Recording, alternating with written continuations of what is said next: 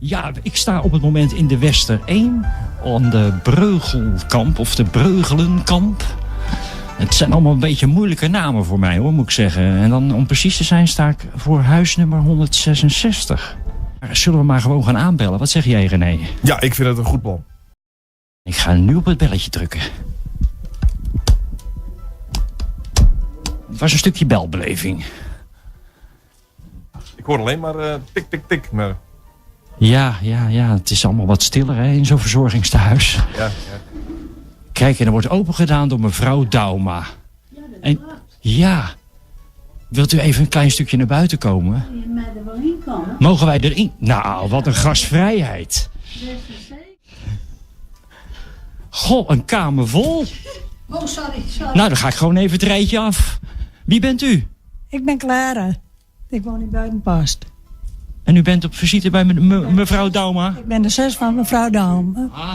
Ja. Nou, dan hebben we de volgende. Dat is een wat jongere man. Goeie, ik ben Doerde. Op verzoeken? Op bezoek bedoel ik bij Paken? Ja, absoluut. En Beppe? Daar heb je Paken hebben zien, hè? Moet erbij blijven. Meneer Dauma die zit voor de tv. Goedemiddag. Goedemiddag. Hoe is het met u? Goed. Het komt er niet geheel overtuigend uit, moet ik zeggen. Nou, dat waarom net. Heel goed. Gauw tevreden, begrijp ik. Ja. Nou, dan hebben we nog eentje, René. Die ga ik ook nog even vragen wie het is. Anne Fleur. Anne Fleur. En allemaal op bezoek hier. Wat een gezelligheid, moet ik zeggen. Ik heb hier een hele mooie schaal oliebollen voor u. Wij hebben een mailtje gekregen van onder andere Marnik. En van... Dan moet ik even mijn papiertje raadplegen, hoor. Vrouwtje. Allemaal Paken en Beppe zeggen ze. Ja.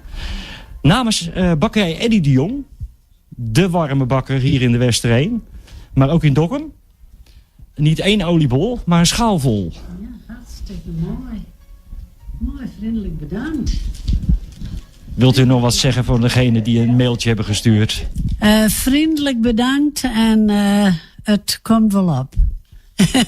Daar mag ik van uitgaan. Ja, hartstikke mooi. Net toch, maar hartstikke mooi. Ja.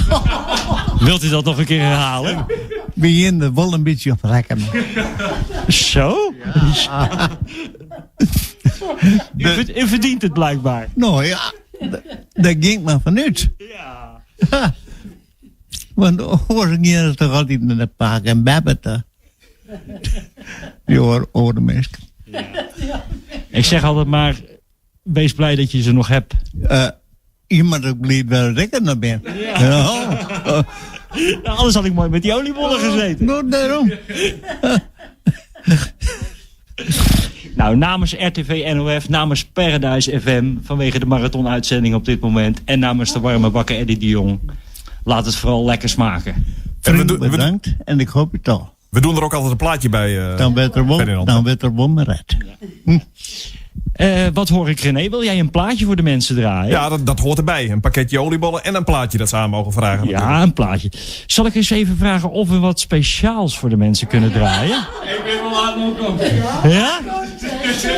Nou, daar loop ik even naar een van de pakenzeggers... en die weet precies wat er gevraagd gaat worden. Nou, ik weet zeker dat het een van Janus werd. Maar welke weet ik net? Verliefd Mijn van naam is Amstelveen? Janus. Nou, daar hebben we hem al. Mijn naam is Janus. Lijkt me een heel goed plan. Gaat het lukken, René? Die gaan we opzoeken.